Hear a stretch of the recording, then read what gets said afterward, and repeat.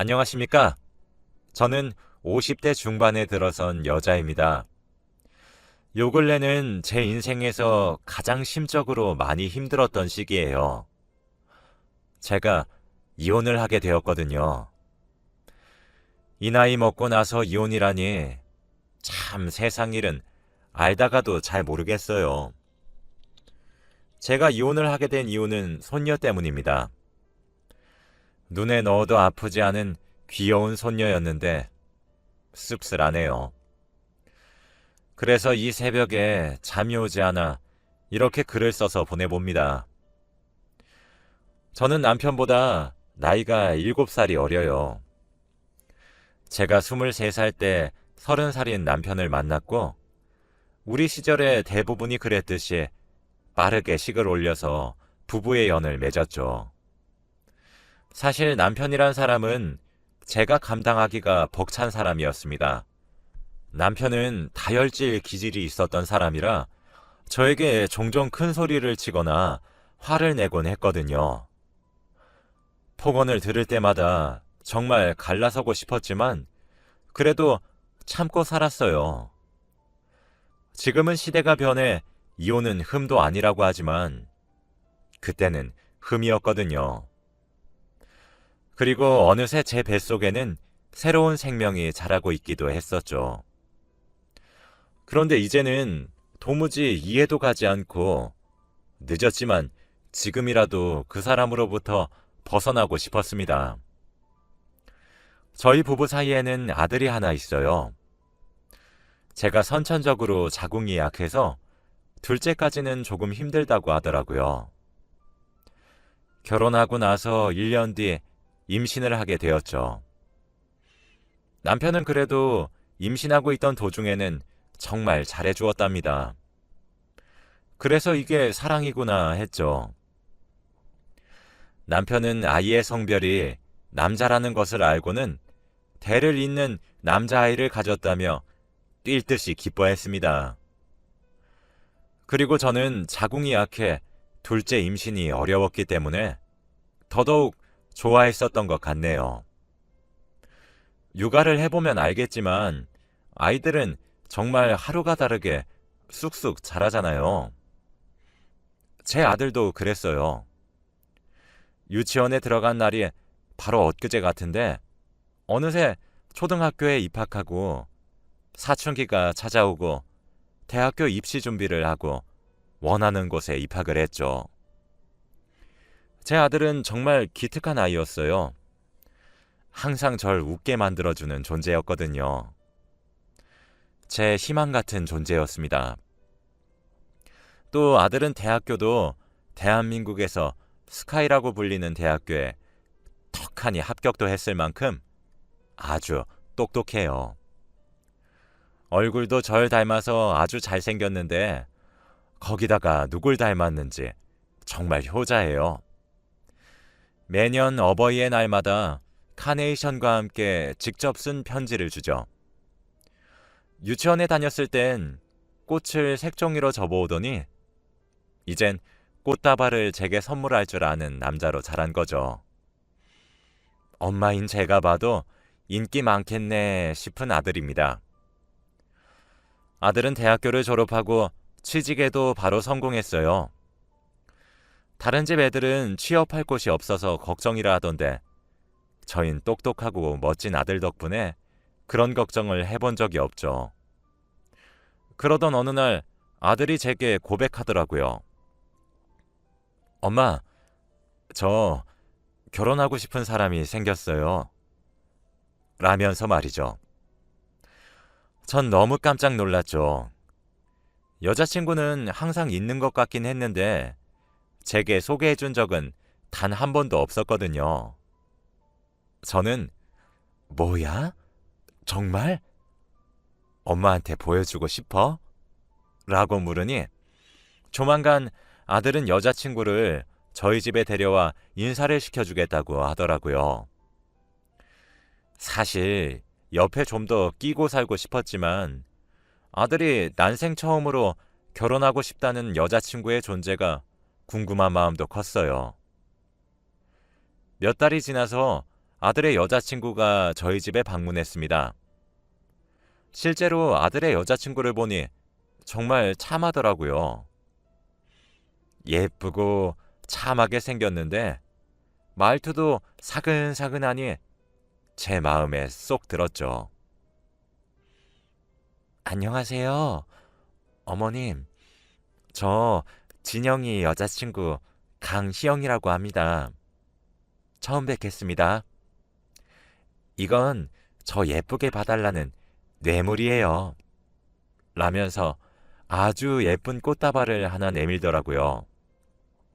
어찌나 싹싹하게 보이고 예쁘던지. 그래, 희영아, 만나서 반갑다.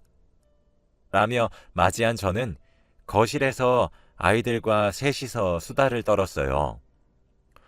희영이가 말해주는 우리 아들의 모습은 또 정말 색다르더라고요. 그렇게 즐거운 시간을 보냈습니다.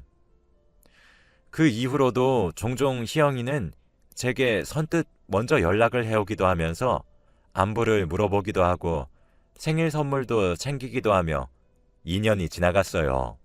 제 아들은 희영이와 결혼을 하기로 결심했고 저 또한 희영이가 너무 예뻐 환영했죠.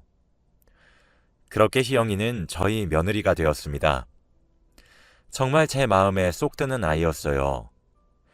애교도 많고 제 마음도 헤아려주고 저는 딸을 낳는 것이 소원이었는데 희영이는 그런 역할을 톡톡히 했죠.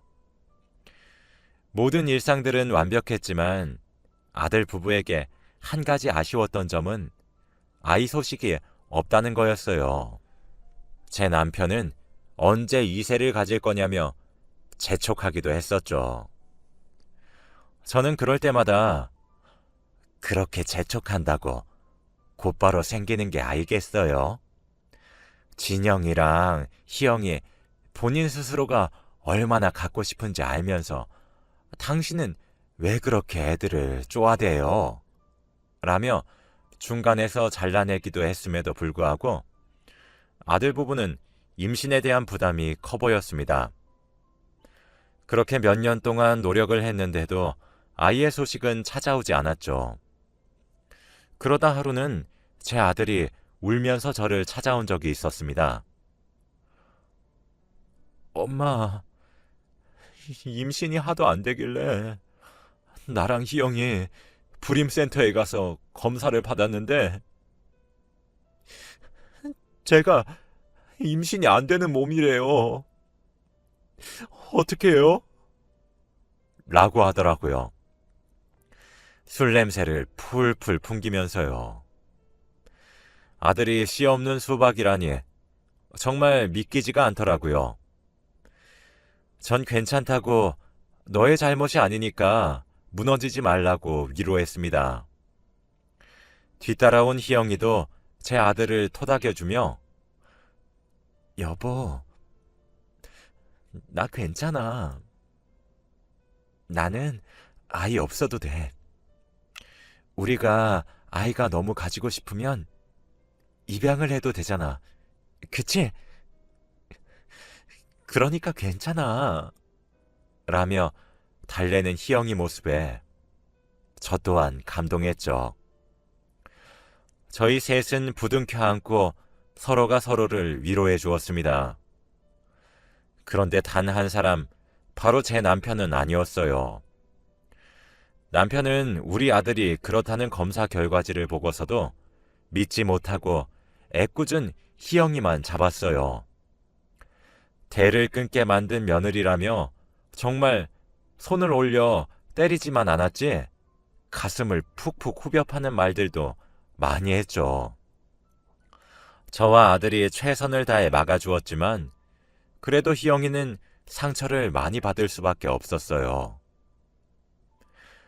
당신 정말 왜 그래요? 진영이랑 희영이가 임신 못하는 게 왜 희영이 탓이에요? 진영이가 원인이라고 여기 결과지가 말해주잖아요. 애꿎은 애들 좀 그만 잡아요. 라며 제가 다그쳐도 아들을 그렇게 낳은 것도 전부 제 탓이라며 비난을 받아야 했죠. 원래 아들과 희영이는 아이를 입양해서 키우려고 했었어요. 직접 낳을 순 없으니 가슴으로 낳아 기르려고 했던 것이었죠. 하지만 이 이야기를 들은 제 남편은 아니, 얘 며느라, 그게 말이 된다고 생각하니? 어떻게 엄마랑 아빠 피 한 방울도 안 섞인 남의 새끼를 우리 집안 대를 이어?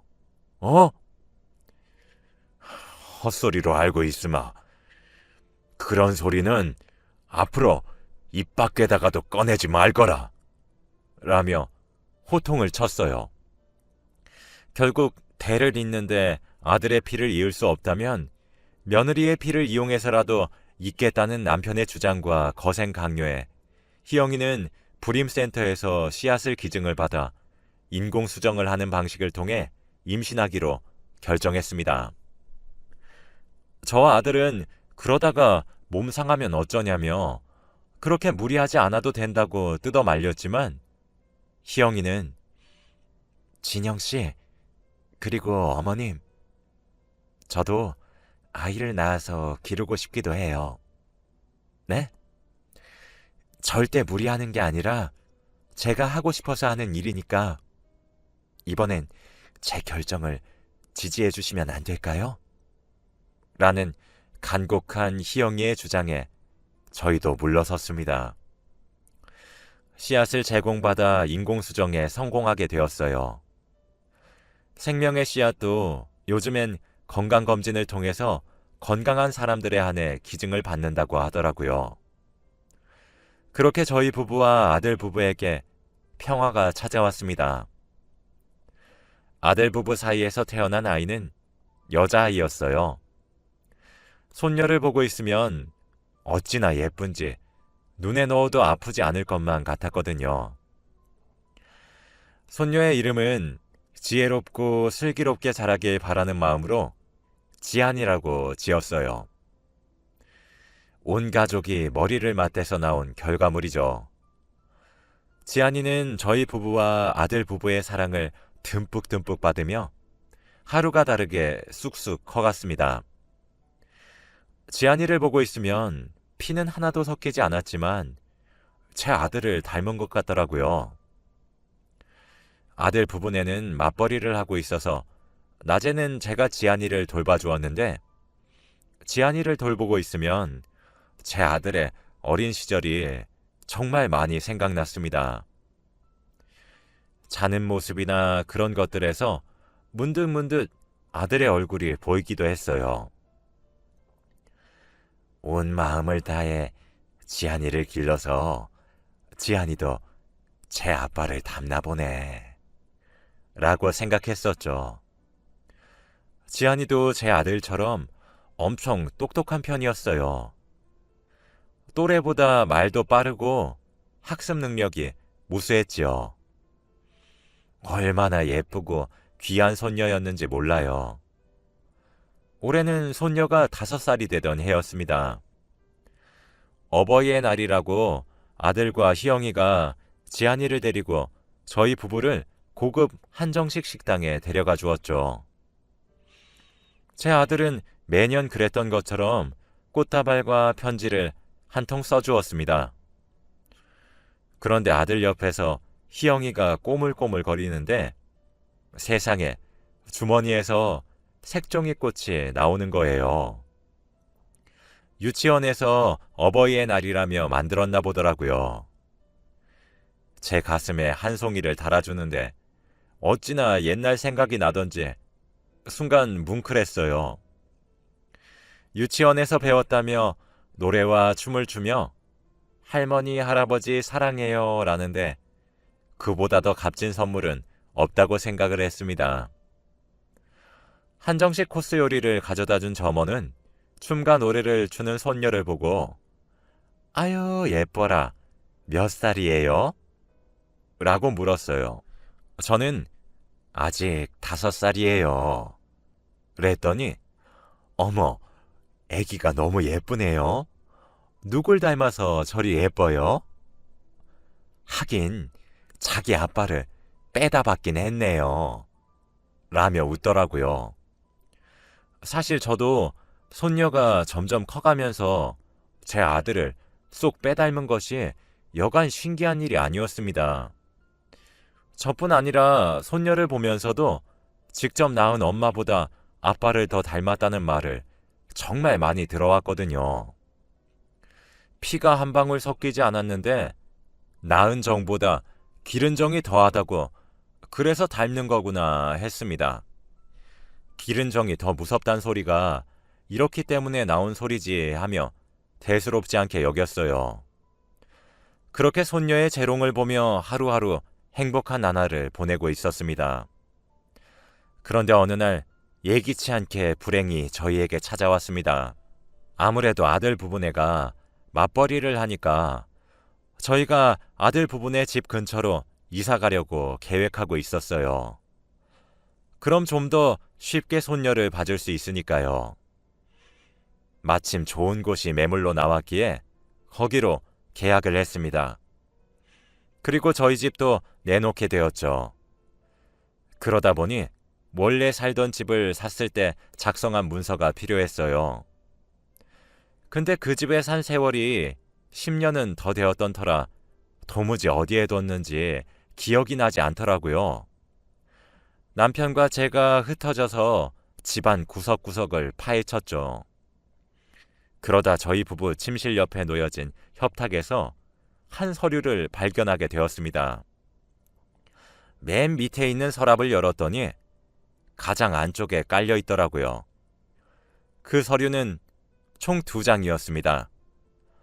한 장은 남편이 씨앗을 기증했다는 서류였고 나머지 한 장은 손녀가 제 남편의 친자가 맞다는 것을 증명하는 친자 확인서였죠. 사람이 너무 놀라면 넋이 나가버린다고 정말 아무런 생각도 행동도 할 수 없더라고요.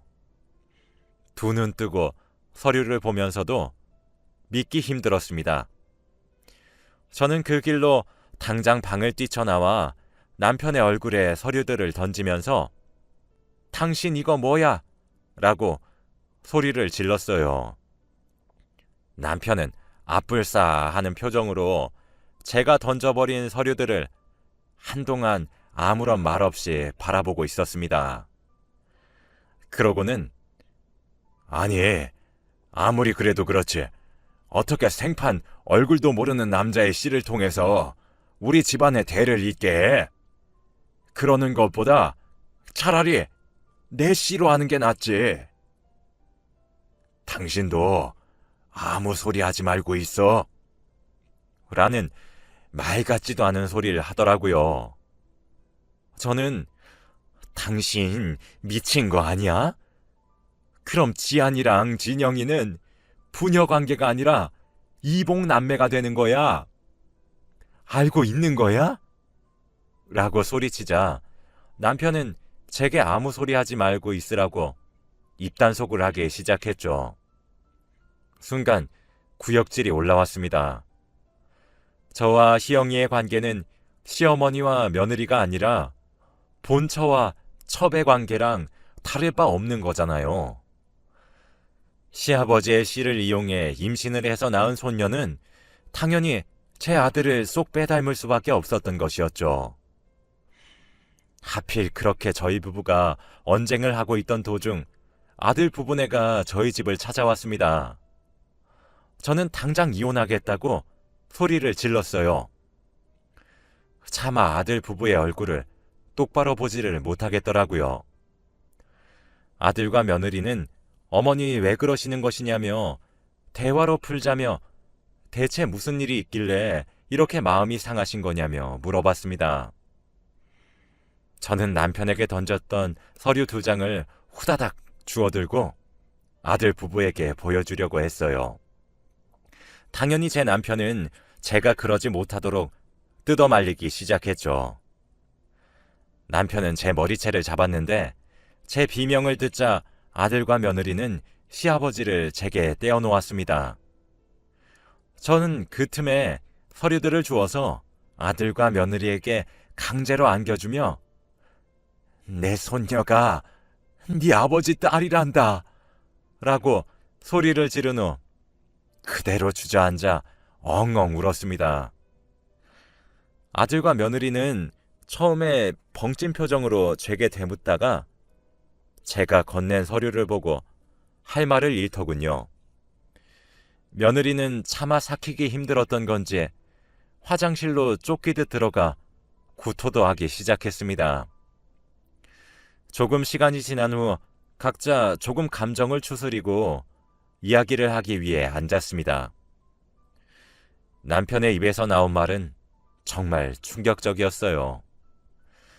알고 보니 며느리가 방문했던 곳의 의사는 남편의 친한 지인이었어요. 아무래도 내원하는 사람은 며느리였기 때문에 제가 몰랐던 것이었죠. 그 지인은 저보다 2살 많으신 분이셨는데 그분은 제 남편을 은인으로 여기고 있는 사람이에요. 저희 부부가 젊었던 시절에 그분이 돈이 없어 공경에 처한 상황이었던 적이 있었습니다. 그때 제 남편이 큰 돈을 빌려줘 급한 불을 끈 적이 있었어요. 그 이후 그분은 사회에 재기할 수 있게 되었고 저희가 빌려준 돈도 다 갚을 수 있게 되었어요. 그 일을 기점으로 제 남편을 은인으로 생각하기 시작했죠. 제 남편이 하는 말이 다 옳다고 생각을 하더라고요. 그래서 남편은 며느리가 그 동생이 일하고 있는 불임센터로 가기를 추천했던 것이었습니다. 처음부터 자기 씨앗으로 인공수정을 부탁하기 위해서 말이죠.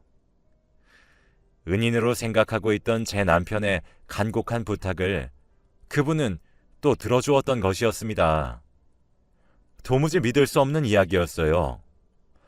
저는 그런 이야기를 듣고 남편과 같이 살고 싶지 않았고 이혼만이 답이라고 생각했습니다. 그 길로 변호사를 만나 이혼 소송을 진행했어요. 며느리 얼굴 보기도 정말 창피하더군요. 희영이는 그런 제게 너무 그러지 마세요, 어머님.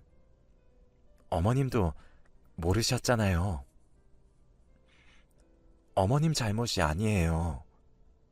라며 되려 저를 위로해 주더라고요. 끝도 없이 미안하고 죄스러웠습니다. 저는 희영이에게 희영아, 이혼이 하고 싶다면 이혼을 하렴. 나랑 진영이는 찬성이란다. 네가 정 힘들어서 이혼하고 싶다고 한다면 내가 도와줄게. 그러니 뒷일 걱정은 하지 말고 네 생각만 하렴. 이라고 말하면서 희영이의 등을 토닥토닥 두들겨 주었습니다. 제가 생각했던 것보다 더 강한 사람이었는지 희영이는 제 아들과 이혼을 선택하지 않았어요. 어머님, 누가 뭐라 해도 지안이는 저와 진영씨 딸이에요. 그러니 우리 지안이 너무 미워하지 말아주세요. 아이가 무슨 죄가 있겠어요. 저랑 진영씨는 그렇게 생각하고 지안이를 키우려고 마음을 먹었어요. 어머님이 이혼에 성공하시면 저희 집에서 같이 사시지 않으실래요? 저도 더 이상 아버님 얼굴 뵙기도 껄끄럽고 무척 싫어요. 사실 제게 벌어진 일을 꼽씹으면 구역질이 올라오거든요. 진영 씨도 아버님이랑 연을 끊을 생각이라고 하더라고요. 그러니 우리끼리 한번 잘 살아봐요. 네? 라며 오히려 절 위로했습니다. 전 비처럼 빠른 속도로 이혼 소송에 승소했고 아들 부부네와 합쳤어요. 아들과 며느리도 남편과 연을 끊었죠. 이혼 소송에 진 남편은 거기에 그치지 않고 이상한 행동을 저질렀어요. 그 뒤 남편은 며느리에게 소송을 걸었습니다. 손녀와 친자 관계가 성립된다는 문서를 증거로 양육권 및 친권을 주장하는 소송이었죠. 하지만 생명의 씨앗을 기증한 것은 불특정 다수를 대상으로 행동한 것으로 보기 때문에 친권을 포기한 것과 다름없다는 판결과 함께 패소했습니다. 지금은 그로부터 몇 달 시간이 흘렀고 저희 네 식구는 서로가 서로를 잘 다독이며 열심히 살아가고 있어요. 이제 한 해의 끝을 바라보고 있는데 올 한 해는 참 다사다난한 해였던 것 같네요.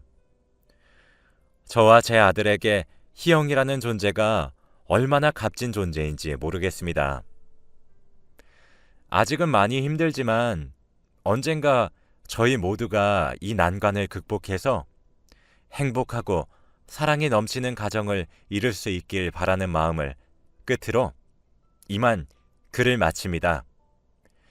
여러분들도 올 겨울은 많이 춥다고 하던데 감기 조심하시길 바랄게요.